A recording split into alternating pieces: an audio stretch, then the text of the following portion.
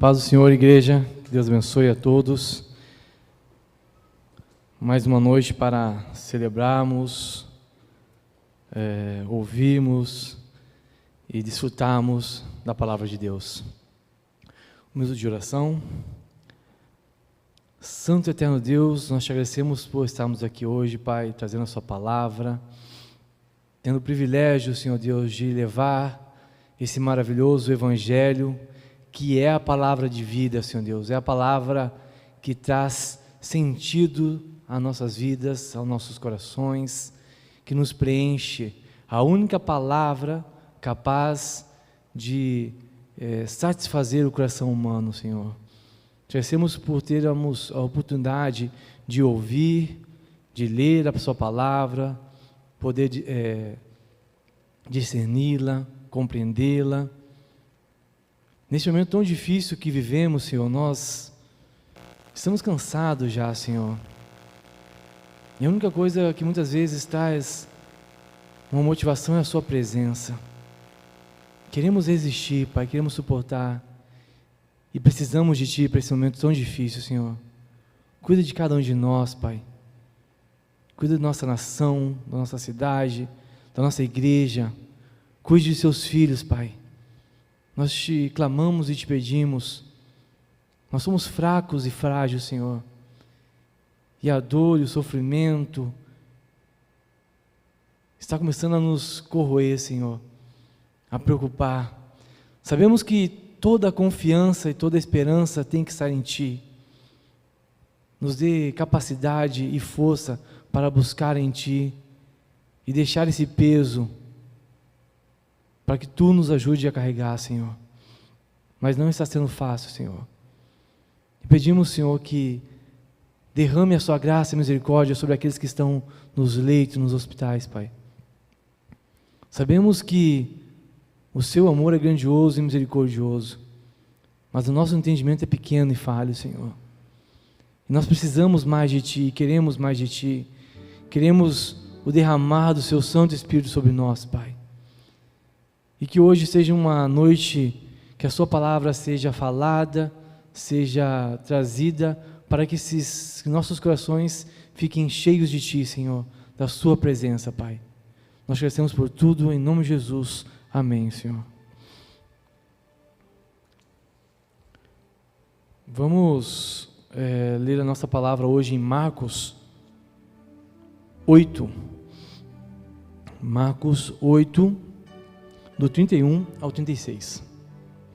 Então, passou Jesus a ensinar-lhes que era imperioso que o Filho do Homem fosse vítima de muitos sofrimentos, viesse a ser rejeitado pelos líderes religiosos, pelos chefes dos sacerdotes e pelos mestres da lei, então fosse assassinado, para depois de 3 dias ressuscitar. E Jesus falou sobre esse assunto de maneira clara, mas Pedro, chamando-o em particular, começou a censurá-lo energicamente. Entretanto, Jesus voltou-se, olhou para seus discípulos e repreendeu severamente a Pedro, exclamando: para trás de mim, Satanás, pois não estás pensando na obra de Deus, mas sim nas ambições humanas. Em seguida, colocou Jesus a multidão e os discípulos.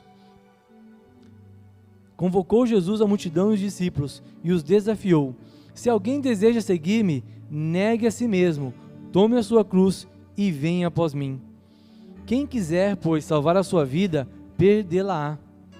Mas quem perder a sua vida por minha causa e pelo meu evangelho, salvá-la-á. Portanto, de que adianta uma pessoa ganhar o mundo inteiro e perder a sua alma? Portanto, o que adianta uma pessoa ganhar o mundo inteiro e perder a sua alma? Ou ainda, o que uma pessoa poderia dar em troca de sua alma? Assim sendo, numa época como esta, de incredulidade e perversidade, se alguém tiver vergonha de mim e dos meus ensinamentos, então o Filho do Homem, quando voltar na glória de seu Pai, juntamente com os santos anjos, também a essa pessoa não oferecerá honra. Eu venho falando em algumas mensagens de uma caminhada antropológica. Falei que o homem era aquele que esquece, o homem era um ser esquecido, e não esquecia de tudo, mas esquecia daquilo que realmente importava, que é a verdade soberana, a verdade de um Deus Criador, que fez a humanidade com liberdade, e nós escolhemos deixá-lo, abandoná-lo. Depois falei em um outro momento que o homem é aquele que está entre o mistério que se revela pelo Evangelho e a problemática do dia a dia, do cotidiano. Nós sabemos que existe uma verdade e se confrontamos todos os dias com os problemas do dia a dia, o cotidiano, a circunstância, o nosso dia a dia do trabalho, da casa, dos familiares, dos parentes, vizinhos, da política. Se deparamos com essa problemática. Comentei num terceiro momento da necessidade de ter bom ânimo, de amar essa realidade que se apresenta. Amar não no sentido romanticista, mas no sentido de vivê-la, de estar disposto a encará-la. Num quarto momento, eu disse sobre a necessidade da humildade. Para olhar e enxergar a realidade, necessitamos da humildade. Necessitamos achar o nosso lugar de frente a essa realidade. Aquele que se acha muito pequeno ou aquele que se acha muito grande não é uma pessoa humilde. É uma pessoa que está deslocada da verdade.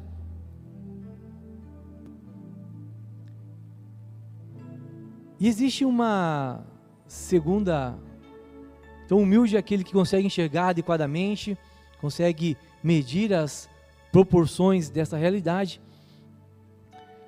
No entanto, dentro de nós, e assim como fora também, existe dificuldades,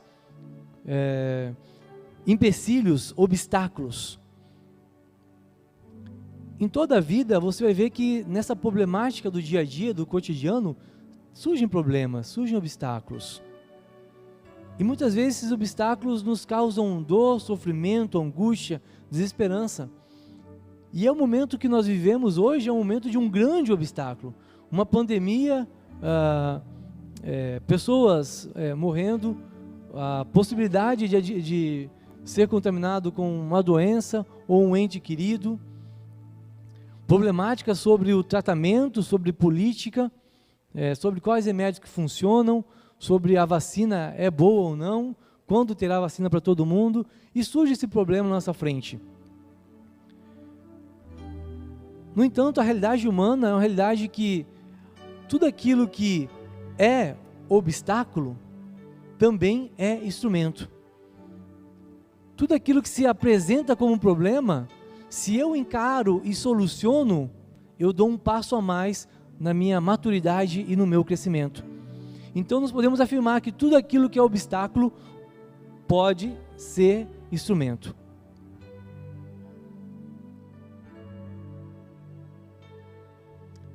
É interessante entender que nesse momento Jesus tinha uma missão dada a ele, de morrer na cruz do Calvário, pagando o preço dos nossos pecados, para reconciliar nós, a humanidade, com Deus.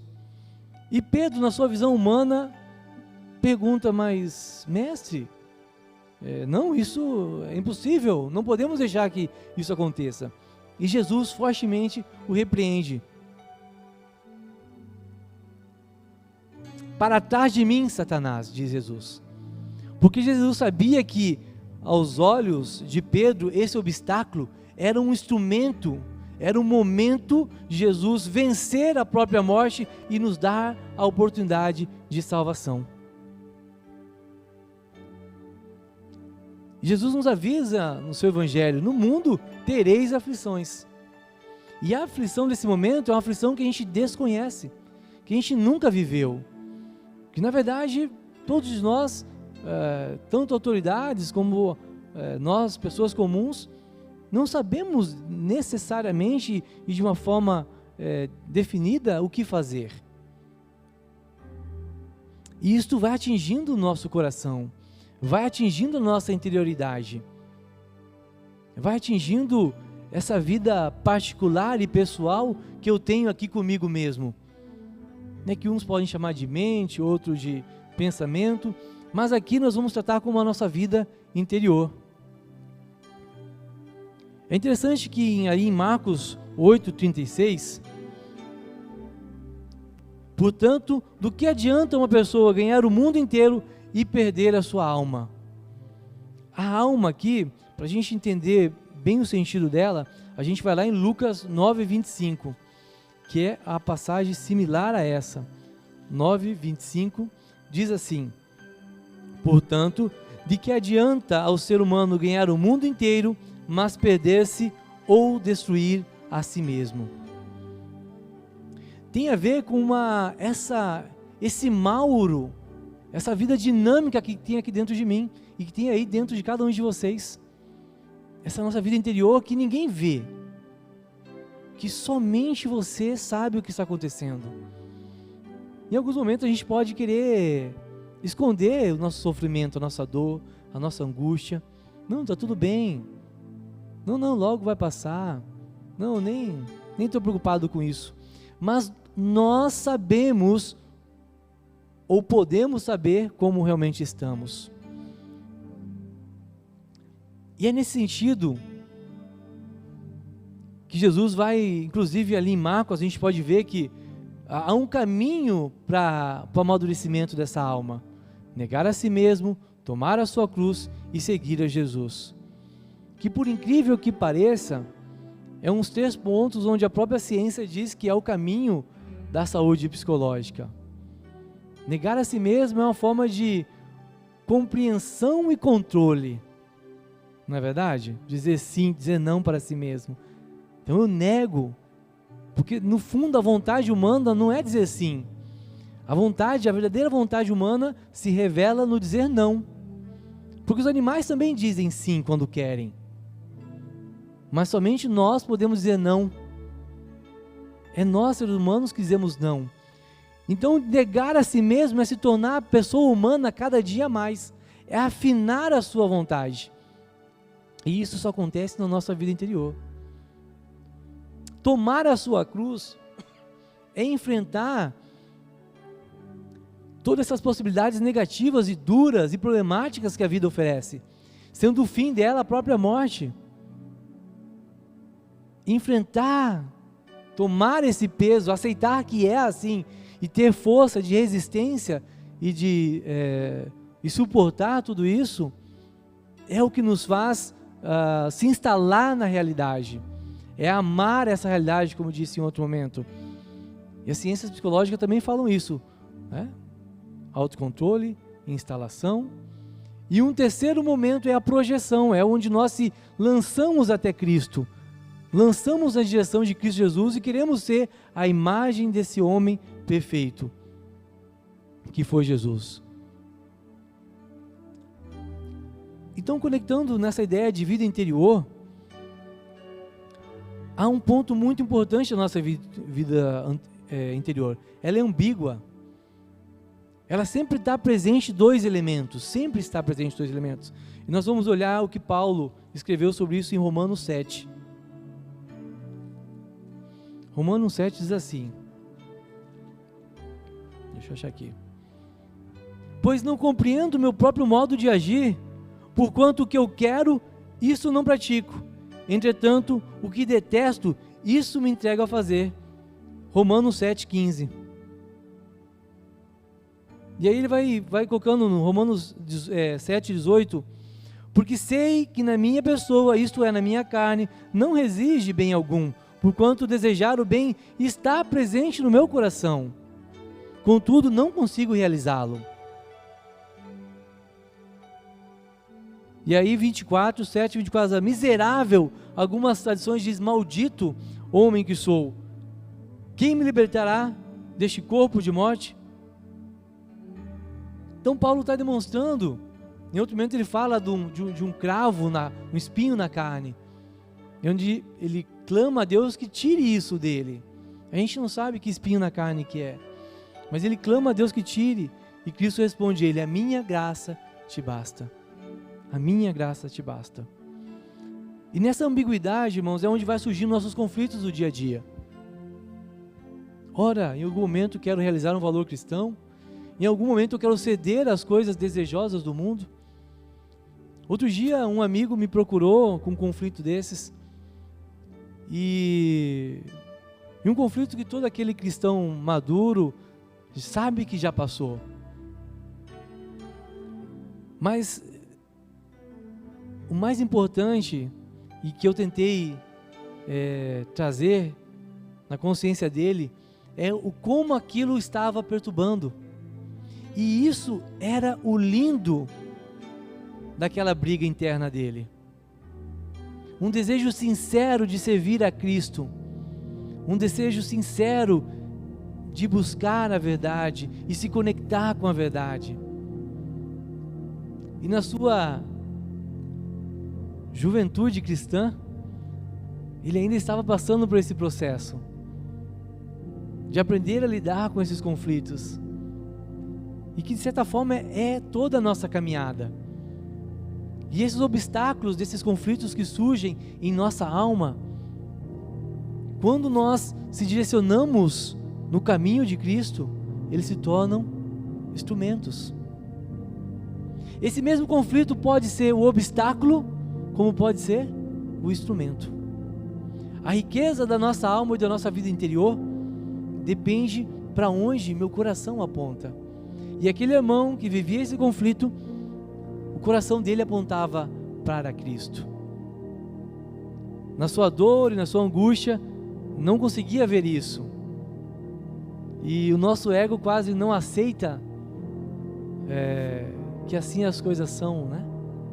Que o grande realmente é Cristo Jesus, e nós somos só os pequeninos que lutamos, que resistimos e suportamos, mas caminhamos peregrinos nessa direção.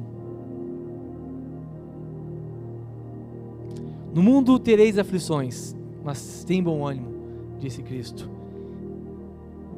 E as aflições podem vir da escola, antes, né, para as crianças, o problema antes era a escola, não quero estudar, agora é sem escola, quero ir para a escola, né? A ambiguidade também está nas crianças. Antes era o trabalho, que maldito trabalho esse meu, agora eu preciso trabalhar, eu tenho que trabalhar, não pode fechar. Antes meu marido não para em casa, e agora meu marido só está em casa.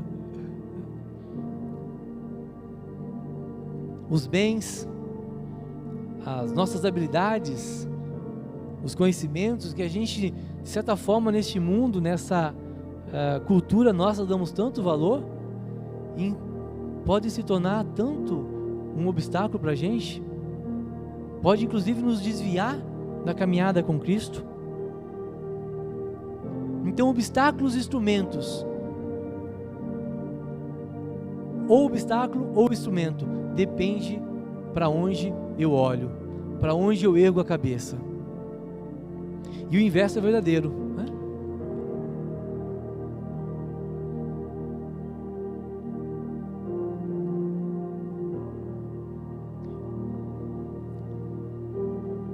Em Mateus 6,21 diz: aonde estiver seu tesouro, aí está o seu coração.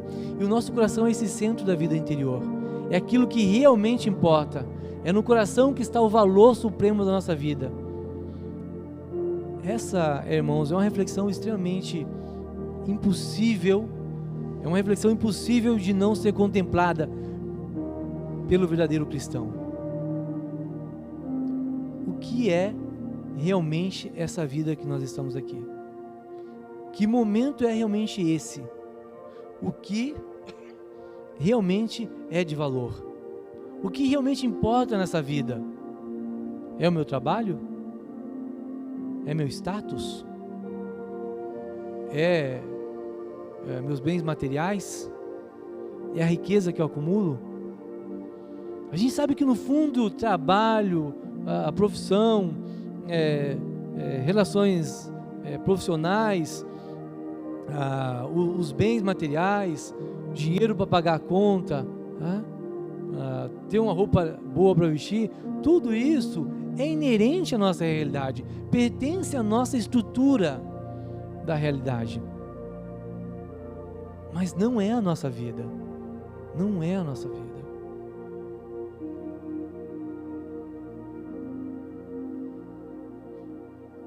E é nesse avanço de uma alma enriquecida que vamos constituindo algo que é o centro da mensagem que eu gostaria de trazer. Eu falei dos obstáculos e instrumentos que surgem na nossa vida interior, surgem também na vida externa, mas o que realmente importa é como eu processo tudo isso aqui dentro, nessa vida interior. E nesse avanço, irmãos, que vamos crescendo, amadurecendo e lutando, algo que eu não sabia muito, não sei muito como dizer, mas chamei de identidade espiritual. E a pergunta é: quem é que eu vou me tornando nessa caminhada? Que Mauro eu quero ser quando me apresentar a Cristo? Esta é uma das principais perguntas. Se eu deixar esse Mauro ser qualquer coisa que acontecer, eu vou perder o controle. Porque esse Mauro do futuro, esse Mauro possível, é o que dá a direção para a minha vida interior. E esse Mauro possível é um Mauro que quer estar, e eu me coloco como a minha aqui, mas é para todo cristão. É um Mauro que deve estar submetido, submergido no Evangelho de Cristo, na cruz de Cristo, sabendo que Ele é que traz e dá sentido às nossas vidas. É só porque houve uma reconciliação com o Pai que a vida tem sentido, irmãos. Se não houvesse o sacrifício na cruz do Calvário, nada importaria. No final, tudo ia ser a mesma coisa. E essa identidade espiritual, é importante que eu tenha ela claro em minha mente. Quem eu quero me tornar? Quem eu quero chegar a ser? Nessa dinâmica desse Mauro atual, com esse Mauro possível, esse Mauro que eu quero ser, é onde eu aplico as minhas forças nessa vida interior que é a minha. Se você não fala com você, irmão, tá errado, cara. Se você não discute e não briga com o seu eu, a sua vida interior está morta. Se você não começa a olhar para dentro de si e ver o que realmente há aí, pode perceber que quando nós estamos inundados de tribulações, ou de afazeres, ou de correria, ou de problemas para solucionar, a gente não olha para dentro da gente. A consciência só pode olhar um objeto, e se nós perdemos o nosso olhar somente para as coisas que estão fora, e esquecemos aqui dentro, por que aqui dentro, Mauro? Porque a Bíblia fala que é através do meu espírito que o Espírito de Deus ministra. É através desse espírito, essa dimensão, essa estrutura mais profunda nossa que nos faz ser pessoa humana, é que o Espírito Santo de Deus quer habitar e estar junto. E aí a nossa vida espiritual, nossa vida íntima, nossa vida interior vai morrendo e se apagando. E esse momento que a gente vive é muito propício para isso, porque ficamos extremamente preocupados, cansados, e eu acredito que muitos de nós estamos. Eu muitos dias me sinto assim, angustiado, cansado, e pergunto: o que fazer, meu Deus? Como se posicionar? E é verdade que muitos dias eu tenho pensado e meditado sobre isso, E a resposta que eu senti no meu coração, o que realmente é o meu papel? Esse Mauro que eu quero ser é o Mauro que sobrevive? Ou que vive como Cristo quer? Porque a pior morte já foi vencida na cruz do Calvário. E aonde o desespero chega, irmãos, parece que começa a haver uma secura, como um deserto. E muitos dias da minha vida eu paro e estou como um deserto. E onde eu paro e clamo outra vez, aquele que é a fonte de toda a água viva, encha-me novamente, Senhor. Rega minhas emoções, meus pensamentos, a minha esperança.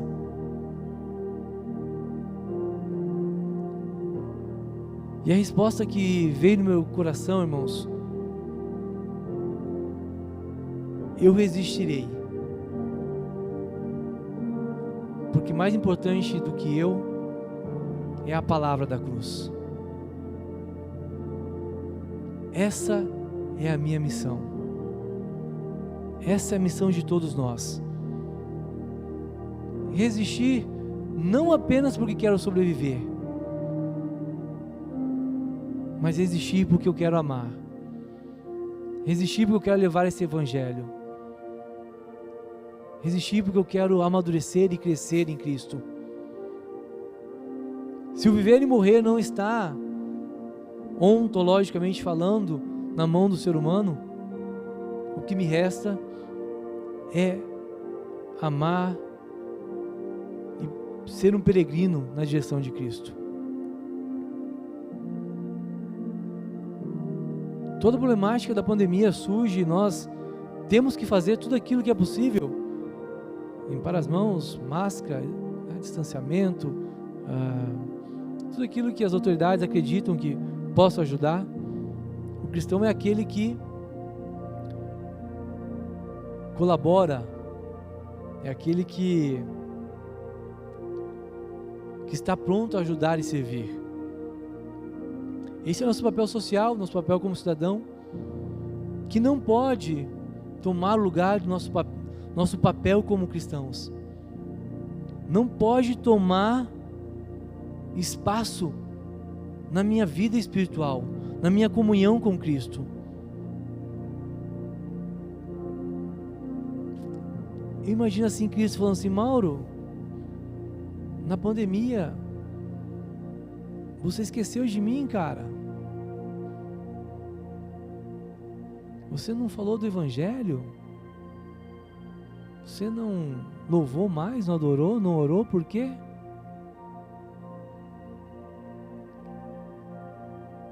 Eu me acovardei?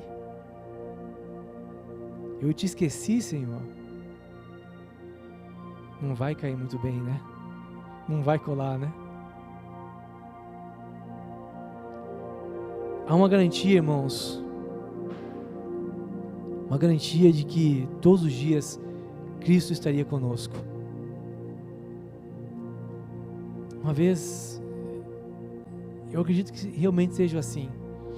Eu vi num filme que é muito bom. Ele falava que Deus, no sofrimento humano, era um filme que tentava explicar quando pequenas crianças inocentes morrem por uma maldade humana mesmo. Onde está Deus nesse momento? E nesse filme falava assim que Deus nesse momento está junto com aquela criança, está morrendo junto com ela. E essa foi a solução que Deus encontrou para que todos nós fôssemos livres. E nessa pandemia eu tenho certeza que todos aqueles que estão falecendo Cristo está lá com eles, sofrendo junto.